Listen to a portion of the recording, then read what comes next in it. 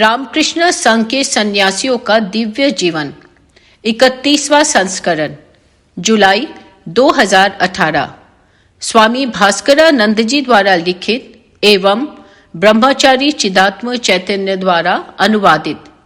उन दिनों बेलूर मठ में निवास करने वाले कनिष्ठ साधुओं की संख्या अधिक नहीं थी, अतः उनमें से अधिकांश साधु मठ के विभिन्न कार्यों में सहायता किया करते थे।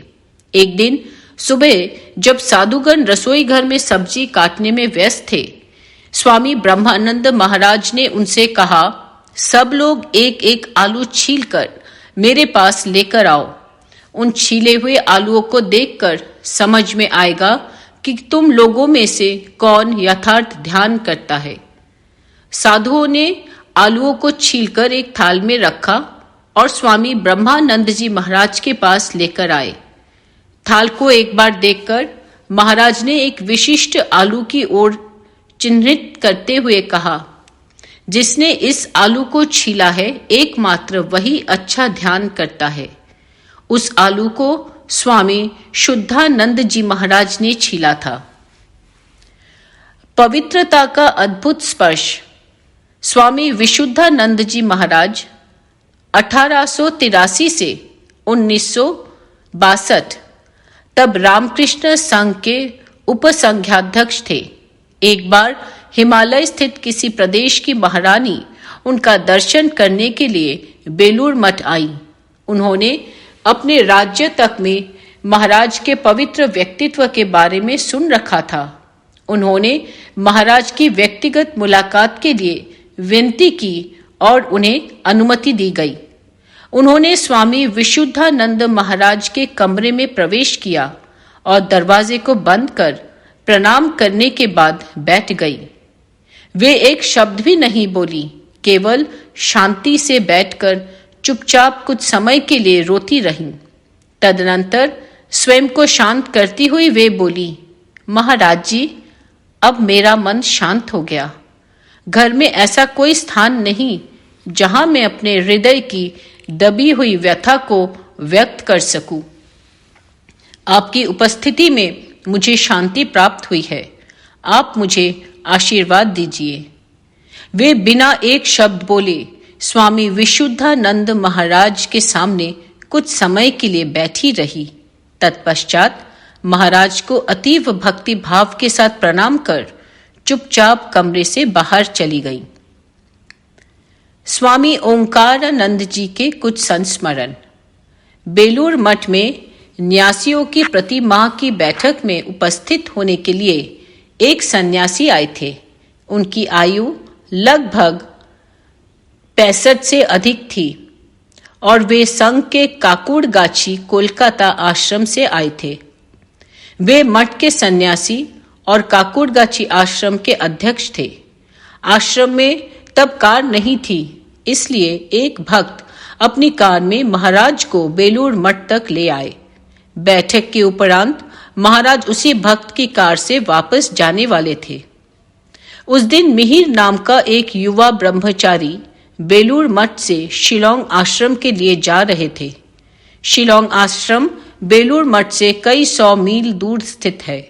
वहां जाने के लिए उन्हें सियालदह रेलवे स्टेशन से ट्रेन पकड़नी थी। सियालदह बेलूर मठ से लगभग 7 किलोमीटर दूर तथा काकुड़गाछी जाने के मार्ग में अवस्थित है। महाराज को यह बात मालूम हुई और उन्होंने ब्रह्मचारी को अपने सामान के साथ कार में बैठने के लिए कहा। सियालदह रेलवे स्टेशन पर पहुंचने के उपरांत कार को गाड़ी स्टैंड में रखकर गाड़ी की डिग्गी खोली गई। महाराज ने ब्रह्मचारी के सामान को निकालकर अपने कंधे पर रखा और रेलवे स्टेशन की ओर तीव्र गति से जाने लगे। स्वास्थ्य अच्छा होने के बावजूद ब्रह्मचारी मिहिर कुछ दुबले पतले थे। लगता है इसीलिए महाराज उनके भारी सामान को उन्हें नहीं ढोने देना चाहते थे। ब्रह्मचारी मिहिर अत्यधिक लज्जा का अनुभव करने लगे। उन्होंने महाराज से प्रार्थना की, महाराज कृपया सामान को मुझे दीजिए, मैं इसे ले जाऊंगा। लेकिन महाराज उनकी बात नहीं मान रहे थे। वे सामान को गाड़ी स्टैंड से रेलवे स्टेशन के प्रस्थान विश्राम गृह तक ले आए। ये महाराज स्वामी ओंकारानंद 1816 से 1973 थे। परवर्ती काल में रामकृष्ण संघ के उपसंघाध्यक्ष हुए। हमारे संघ के कनिष्ठ साधु अपने ज्येष्ठ साधुओं से इस प्रकार की सेवा ग्रहण करने के बारे में सोच भी नहीं सकते। इस कारण ब्रह्मचारी बहुत लज्जा का अनुभव करने लगे। यह घटना दर्शाती है कि स्वामी ओंकारानंद महाराज में मिथ्या अहंकार बिल्कुल भी नहीं था। इसके अतिरिक्त यह घटना कनिष्ठ साधुओं के प्रति उनके प्रेममय संबंध को भी व्यक्त करती है। स्वामी ओंकारानंद विलक्षण दिव्य गुणों से संपन्न थे। एक आदर्श सन्यासी होने के साथ साथ वे बहुत बड़े विद्वान भी थे। सनातन हिंदू शास्त्रों के ऊपर उनका असाधारण अधिकार था। वाराणसी में रहते समय उन्होंने विद्वान पंडितों के शास्त्रों का गहन अध्ययन किया था। उन्होंने पाश्चात्य दर्शन एवं अन्य धर्मों का भी भली भांति अध्ययन किया था। इतनी प्रखर विद्वता के बावजूद भी उनकी पुस्तक लिखने में कभी रुचि नहीं थी। स्वामी ओंकारानंद हमारे संघ के कर्मकांड अनुष्ठान में दक्ष साधुओं में से एक थे। जब स्वामी शिवानंद महाराज हमारे संघ के संघाध्यक्ष थे, तब एक घटना घटी। स्वामी शिवानंद महाराज ब्रह्मज्ञ सन्यासी थे। यद्यपि वे अपनी उच्च आध्यात्मिक अवस्था को गुप्त रखने का प्रयत्न करते थे, तथापि कभी कभी वह प्रकट हो जाती थी। एक बार एक ज्योतिषी उनका भविष्य देखने के लिए आए। उस समय कुछ अन्य साधु भी वहां उपस्थित थे।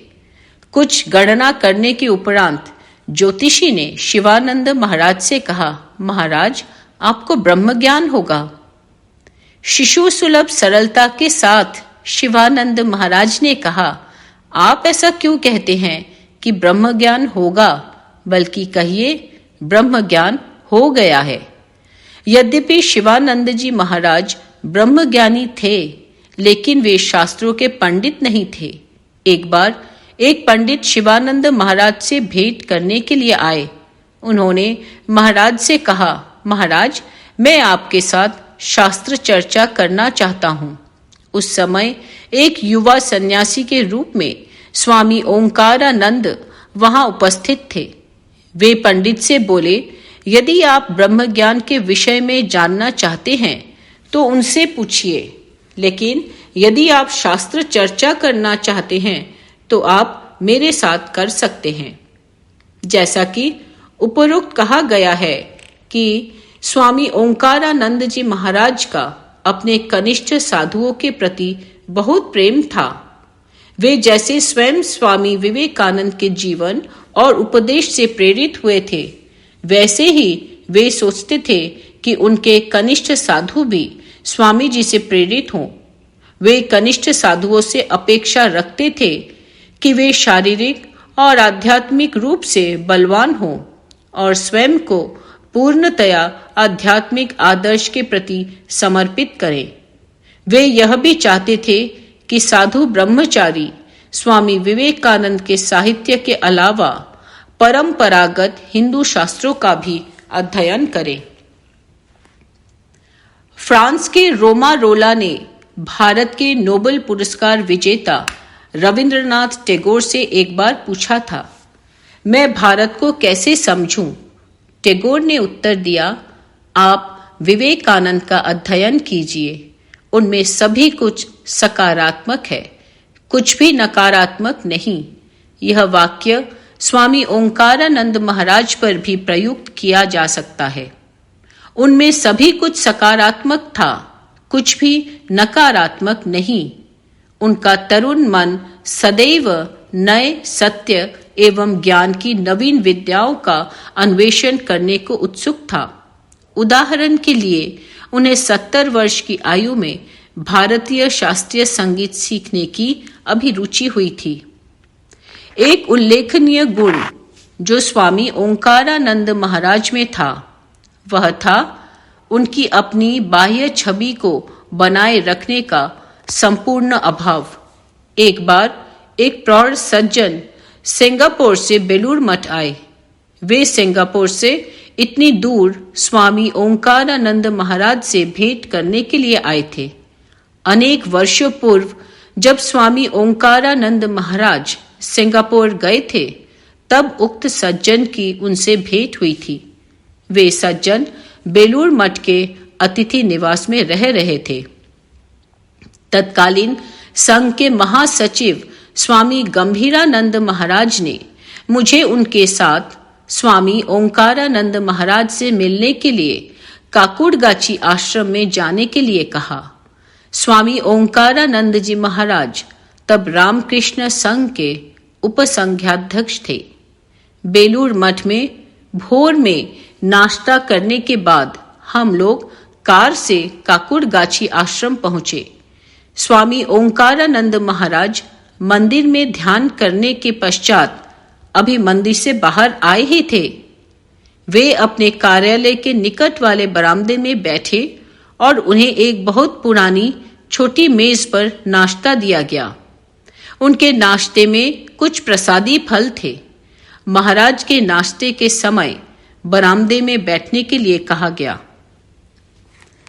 जैसे ही उन्होंने नाश्ता समाप्त किया, उन्होंने अपनी कृत्रिम दंतावली निकालकर सामने की थाली में रख दी। उन्होंने थोड़ी भी परवाह नहीं की कि एक विश्वव्यापी धार्मिक संघ के उपसंघाध्यक्ष से मिलने आए हुए अतिथि उनके इस व्यवहार को कहीं अनुचित तो नहीं मानेंगे।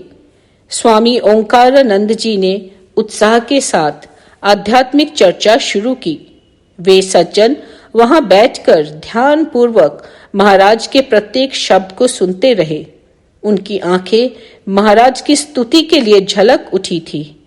यह भेंट लगभग 1 घंटे तक चली। बेलूर मठ में वापसी के समय उन सज्जन ने अपना मनोभाव व्यक्त किया। मुझे इसमें कोई संदेह नहीं कि स्वामी ओंकारानंद महाराज एक सच्चे संत हैं। अपनी बाह्य छवि अथवा लोग क्या सोचेंगे इस ओर उनका किंचित भी ध्यान नहीं है। वे एक वेदांत केसरी हैं जो भय मुक्त होकर संसार अरण्य में विचरण कर रहे हैं। उन सज्जन की स्वामी ओंकारानंद महाराज के प्रति महान श्रद्धा से मैं अभिभूत हो गया था। जय मां शारदा देवी।